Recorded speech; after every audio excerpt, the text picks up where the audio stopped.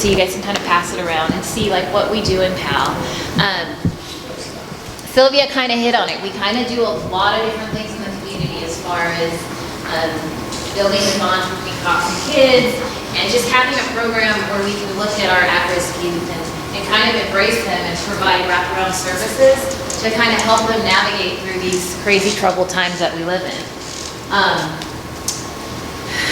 As she said, I've been a police officer actually for 13 years. I think that was old. That was 10 years, but I've been almost 13 years in September, and it is hands down the best job in the world. I love what I do. My husband is also a police officer. He's a sheriff deputy with the county, and we've raised our family in San Mateo County. We actually live in Foster City, and it has just been just delightful raising a family in this county. And all of my children do go to the San Mateo school district. So I have two sons in high school that are at Sarah High School, and then I have two daughters that will be, one's at San Mateo High and the other one will be at San Mateo High next year. So 4 teenagers, a lot of hormones in my home. We take it one day at a time. But so far they've been great kids. We've been very fortunate and blessed. But as you can imagine, with two parents as a police officer, we have a pretty crazy life. And I joke around with my husband. I was like, we are either raising really great people or these kids are going to have a really great story to tell someday, because our lives are crazy, from crazy schedules to just, but it's all they know because we've been cops their whole life. So I thought I'd start off by showing you guys a video, because I can talk to you about PAL all day long, but I feel like I have a video that kind of gives you a very brief just insight to what it is we do, and then we can talk about it a little more. But this video I created about a year and a half ago when I became the executive director, and it kind of just in a nutshell shows you kind of the things that we do in PAL, and I think it's a great way to showcase some of the work that we are doing in the community. Did you know that significant number of minority children and those living in lower socioeconomic neighborhoods are not participating in sports and enrichment activities that are so critical to their development? Here at San Mateo PAL, it is our mission to promote healthy physical, social, and psychological development of our youth, creating a safer community, one PAL program at a time. By participating in activities otherwise not readily available to them, low-income youth have access to new experiences that may provide lasting developmental benefits. Out-of-school programs are proven to reduce crime and victimization and aid in youth development. Throughout the year, PAL offers a variety of activities, classes, and experiences to our kids, focusing on skill building. Studies have shown hands-on quality programs like PALs enhance the overall learning experience for kids while delivering positive role modeling, coaching, counseling, and accessibility. Therefore, creating productive, engaged kids who succeed in school and in their life. Merlin joined PAL in 2014 and quickly integrated herself into pretty much any and all programs PAL had to offer. Aside from attending programs, Merlin has volunteered her time to assist in other classes and in the PAL office, and ultimately, once old enough, became a police cadet. Pues a mí me gusta el PAL porque han ayudado mucho a mi niña. La han soportado por muchas cosas que ella ha pasado y la han ayudado mucho. PAL works hard every day to level the playing field for those who lack access to activities because of cost, transportation, or opportunity. We believe, regardless of where you live or how much money you have, all kids are at risk. Statistics show that children with a household income of less than $60,000 a year are only 34% likely to participate in sports. For several years now, PAL has partnered with San Mateo staff to offer a competitive club soccer team called the San Mateo Earthquakes. Through generous donations and grants, PAL has been able to offer a premier club soccer program at half the price. We've been able to supplement the cost to play on this team by providing full or partial scholarships to those who need it. In addition to the sport component, players are required to keep up their grades and get tutoring if necessary in order to play. Our program has been so successful that since its inception, we've grown from 2 teams to 18 teams, which now includes 4 girls teams, and our youngest team is comprised of 6-year-olds. We've also been able to provide another extremely expensive sport, ice hockey. We've been able to start an ice hockey fundamentals program for our kids free of charge. What started as a passion project for several of our volunteer police officers is growing and proving to be very popular among both boys and girls. Our youngest skater on the ice is only 5 years old. My children's name is Tracey Unga and Selina Yun, and they are 7 years old and 5 years old, and they have attended a pair program, kind of a movie with policemen, and they have attended this ice hockey program. And usually children feel a little scared about policemen, but after attending this program, they became to love policemen. Yeah, that is what our family love it. Hi, we're really excited to bring this PAL hockey program to the kids in our neighborhoods. Stuff like this, PAL organizations were how I got developed and didn't get introduced to hockey when I was a kid, so it's great for me to be able to come out and get back and do the same thing. We're excited to show the people here that we're getting to coach the love of our sport and really show that police officers have more than one way of helping the youth. Another area where PAL has attempted to close the gap is with STEM or STEAM programming. Access to this type of education outside of the school day is extremely expensive, and those who are underserved lack access to STEM basics like laptops, tablets, and the internet. With our most recent STEM venture, we've been able to bring a mobile classroom to the police department where we've offered a $500 class per child to our membership for free. Field trips to businesses like Marketo for Hour of Code or tours of gaming companies like Gazillion expose our diverse youth to the world of coding and technology. PAL has also realized the importance of the A in STEAM, the arts. Trips to plays, music classes, and painting and drawing are just as important to a child's development as are science and math.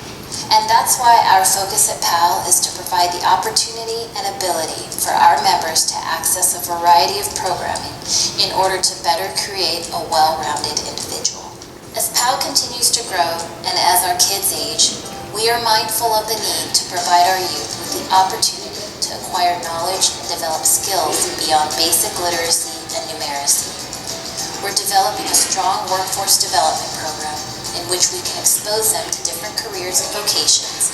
Companies like PG&E, Recology, and even NASA have allowed us the opportunity to see what it takes to make these companies run. We are building our program to connect our youth with mentors, trainers, and employers. They are our future workforce. Our job here at PAL is not just to keep kids on track, in school, and out of jail, but also to provide them with social defenses that will help them navigate in troubled times and develop them into healthy young adults. But we cannot do this alone. The success of PAL relies heavily on you. As a nonprofit, our donor base is solely responsible for enabling us to grow and expand our reach. And if we are successful, our youth will succeed. I don't know about all of you, but I hate seeing myself on video. That's my least favorite part of the video. It was important for me to bring this here because I feel like it kind of gives you a little insight into what it is we do. Sometimes people think, oh, Police Activities League, they just do sports.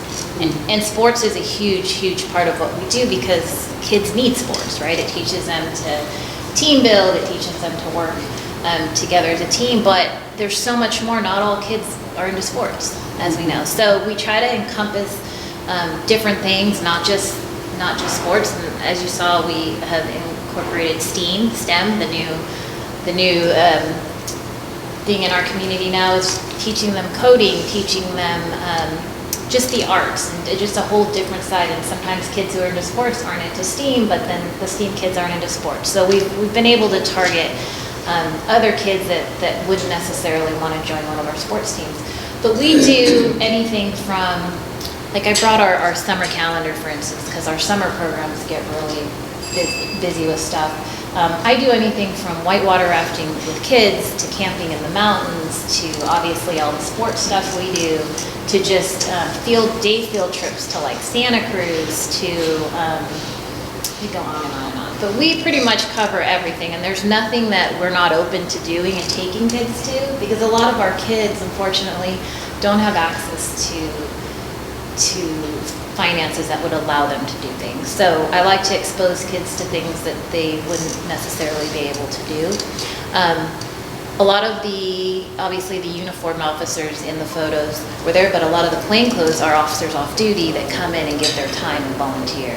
And so that's always nice too when our officers can come in, because it's a very unique experience as a police officer to be able to give back in that capacity. I mean, obviously as law enforcement officers, we're out protecting the community, but when we can give back to the community and actually, step into a role and go out with kids and build that bond, it's unique, and it's nice to then be in the community and have these kids see you, and they always remember you, and they're excited because they know you, and for kids to see past this, I think sometimes the uniform is what everybody sees, but if they spend the day with me on a field trip, I become a human being and a person to them.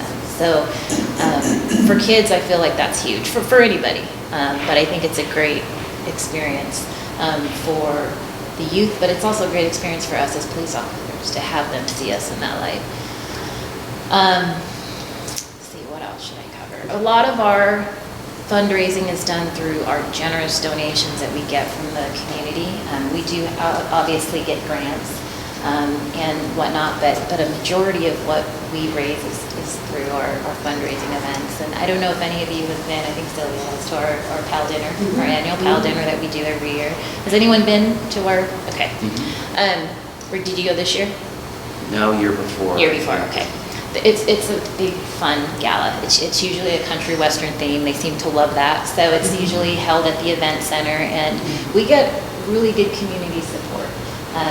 My chief, Susan Mannheimer, people love her, and she just brings a crowd, and so she's amazing in that way, and unfortunately she will be retiring soon, so it will be interesting to see who our next chief will be, but she's done an amazing job, and PAL is definitely her baby.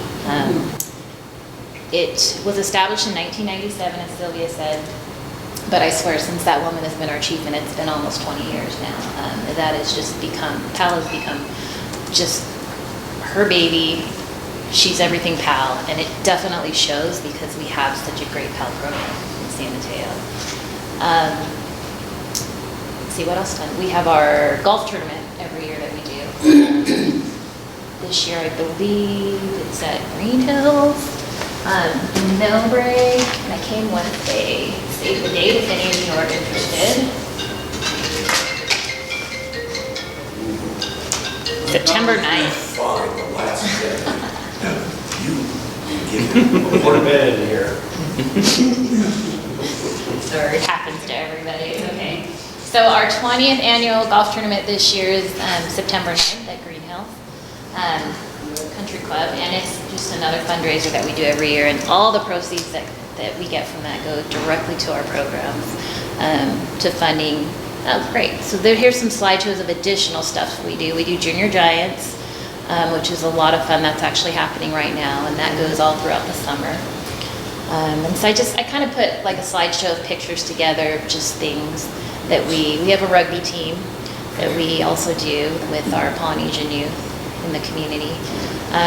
But just, I hope this gives you guys an idea of what we are out doing with the community. I think sometimes people don't get to see it firsthand, and it's just nice to be able to share with all of you what we do. And Captain Norris is very passionate about PAL as well. He was actually my sergeant when I was a school resource officer probably 7 years ago, and he was in charge of that unit, which is the youth service unit. And so PAL is also near and dear to his heart too. So yes. Is all of this takes a trip? I mean, putting this together, all the program, is this a full-time? So it is, good question. So PAL is actually a unique hybrid program. We're a nonprofit, but we actually collaborate with the City of San Mateo's Park and Recs. And the city is so gracious that, yes, I am a full-time devoted executive director to PAL that is fully funded by the city. We also have a program supervisor from Park and Recreation that is also stationed in PAL, also funded by the city. So it's great because I'm allowed to, as an officer, devote my time entirely to PAL. I'm still a police officer, obviously, and just the other night I was on Mando swing shift patrol, so I still go out on the streets when needed, but most of my time is devoted to running the Police Activities League. It's a specialty assignment, meaning you either work patrol, and some officers work patrol, they work a beat their entire career, or you apply for a specialty assignment, which that's what this assignment that I currently do, and it lasts anywhere from 2 to 5 years that you would be in that assignment. So I'm about a year and a half in to this assignment, and I love it. I mean, I think it's great. It's the other side of policing. Not everyone always gets to see this side of policing, so I enjoy it very much. Coincidentally, my husband works for the sheriff's office, and he, it's kind of a joke, a running joke, because I'm the PAL officer, and he is the SAL officer at the sheriff's office. So they're like Pally and Sally. So we both are kind of doing the same thing right now, which is unique and good at the same time, because for many years we worked opposite shifts of each other for the children, and now we're kind of on the same shift and we're both home at the same time. So and we're doing the same work. So it's nice that we are both doing that. But yeah, so it is an assignment. I'll probably be in this assignment for a couple more years. Yes. So how do you identify your students that you get into the program, and do you have a waiting list that you develop? Great question. So yes, we do have a wait list. Unfortunately, we try to work through that wait list the best we can. How long is it? Depends on the program. So different programs. So for instance, hockey is a real popular one. And unfortunately, we can only take about 20 kids per session, right? So we oftentimes have a pretty high waiting list for that, but it's also very expensive to play hockey. So kids, parents jump on the opportunity when they can, but I can't serve, more than 20 kids at a time. We're fortunate that we are partnered with Park and Recreation, because they already have a system in place where kids, so we put our programs out to the public, and then they're able to sign up via, the internet, or they can come in to the police department or any of the community centers in San Mateo and sign up for our programs. What we found, though, is that a lot of our families don't have access to computers. They don't have, and so for them it's easier to come into one of our community centers and sign up. So that's generally, and then we have school resource officers in every single one of our high schools, public, and every single one of our middle schools. So a lot of times officers will identify kids that they can see are at risk, or parents are struggling with them, or teachers are identifying, and a lot of times that's how I get kids through the program as well. A lot of times what I will do, having been a school resource officer, and I know that the kids that the officers are identifying are usually our most at risk. If I open up a class, I'll hold like 5 to 10 spots, just in case they bring me kids, and then if they do, I funnel them through, and if they don't, then I open it up to the general public. And is this needs-based? It is, no. Oh, No, I mean, if you... So you don't go through any kind of a financial assessment? No. Okay. Our classes, to be honest, are pretty much free or no cost at all. I'll show you I should have brought more of these, but just to give you an idea, this is our summer program list, and everything on here is like $5 for free. And if you can't pay the $5, we don't. You register anyway. How many total joys? So total right now, I think we have about 1,500 kids in our program, and obviously not at all one time.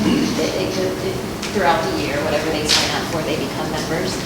Some play in our soccer league, which is very low cost. If any of you have kids or grandkids who play sports, it's very expensive in this area. My daughter plays competitive soccer, and it's very expensive. A lot of these families would never be able to afford it. So our soccer program is half the price of what other programs are, and that's only to cover coaches' fees. To be honest with you, to pay these coaches. But if a family can't pay, we have a scholarship program. We just put them through the scholarship and we waive the fee. So we never turn kids away. We figure out a way to let them be in the program, and we find the funding. And I'm fortunate to be able to have great donors that believe in the program and help us out with that. Yes. When you're talking about the soccer teams that have expanded, and also you have 5, 6, 7-year-olds. Yeah. They reminded me last summer, 5-year-old grandson, it was actually the fall, it was the league.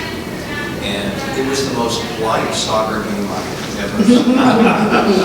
It's interesting when they're little because the aggression isn't necessarily taught. I mean, you know, they're going down the field slowly trying to kick, and the other kids are backing up, right? It was cute to see. Yeah. And so they weren't pushing and doing all that sort of stuff. I go, wow, can't all sport be parents? It gets more aggressive as they get Yes. older. My daughter plays competitive, and I actually think the girls are more aggressive than the boys. But soccer's a big program we have, and it's been a huge success, especially with our Latino community. They just come out and bring their children, and it's great for them because I feel like a lot of them would never have the opportunity to play competitive soccer if it weren't for our program being such low cost to them. So we hope to continue to be able to provide that. And the coaches that we have, they're amazing because they're wonderful coaches, and they could be getting paid way more, but they do this because they believe also that these kids should have access. So it's a great program. Yes. So. I love the questions. Keep them coming. So do you have, do you study like the successes of your programs for any particular outcomes? I mean, does this program kind of feed into your police cadet program? Good question. Or So we are, I am somewhat partnered with our cadet program, so yes, we do. We get kids from as young as 5, and part of our program obviously is they're coming to the police department, they're around police, and they become very familiar with law enforcement. And for any young person who wants to be in law enforcement, being a cadet is kind of the first step, right? And so if there's an interest there, and we usually know pretty early on because they've voiced that they want to be a police officer. We try to funnel them into the cadet program, which is you have to be 14 years old. And they put you through like a little mini academy, and they actually get a uniform. If you've been to our dinner, so you may have seen some of them. They're in full uniform, not exactly like mine. Theirs is a light blue top, but we get them in uniform, and we get them like little mini cops, right? They don't obviously carry guns and weapons, but they start to learn police codes, and we take them on ride-alongs, and we really start to bring them into the police department and give them a little spotlight into what it's like to be a cop. And for some, I'd say, I don't know, maybe 50% of them, they continue on and they become law enforcement officers. Some realize it's, not for them, but either way, it's a great experience for them, and it's a great resume builder. It helps them learn, it helps them get into college oftentimes, because you have to be a pretty stand-up kid to be a police cadet. Fire department has the same thing. So it definitely is. We also have our diversion program, which is probably one of the programs I'm most proud of that we do, outcome-based, because it targets kids who have been arrested for low-level offenses. So let's say non-violent offenses. So let's say a kid. Josh? The cadet program, is that also affiliated with Scouting and Explorer cadets? It is, yes, it is. It's definitely tied together, yeah, I'm very familiar with that. But our diversion program has, so if a kid, let's say, gets arrested for petty theft, they steal something at the mall, very low-level, non-violent offenses, instead of incarcerating them or putting them into the juvenile justice system, we bring them into something called diversion at our police department, and they're funneled through it. They're put through like a 6-month program, basically, to try to rehabilitate whatever it is that they did, and most of the time, the kids don't reoffend, and they're funneled into my PAL program, and they get to take part in all of our programs. And so that, more than anything, I think the outcomes we've seen from that have been amazing, because once you put a kid's name in the juvenile justice system, unfortunately, sometimes it just continues. But if you can stop that before it happens, and you jump in and intervene and get some wraparound services around that kid, and then hand them off to PAL to continue to mentor them, the outcomes are... Does a judge have to approve them going into a diversion No. program, or can you guys We do it never, so basically, administratively? we stop the report from ever making it to the Oh, judge. you don't file a report? No, as long as it's not a felony crime. If it's Got it. nonviolent, low-level offense, a crime, then it never goes, which is huge, right? If a kid, Yeah. if it never made, basically, there's no record established for that kid. So it's Because kids make mistakes. Gives them a second chance. Exactly. Yeah. So that's what we want. Great, thank you so much, Tracey. Thank you.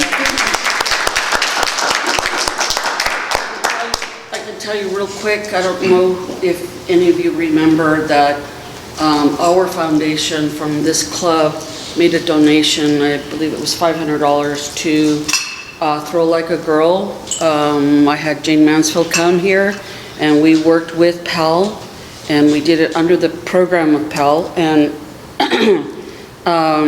Marlene was one of our girls, and I'll tell you, she didn't speak at that time. She did not speak.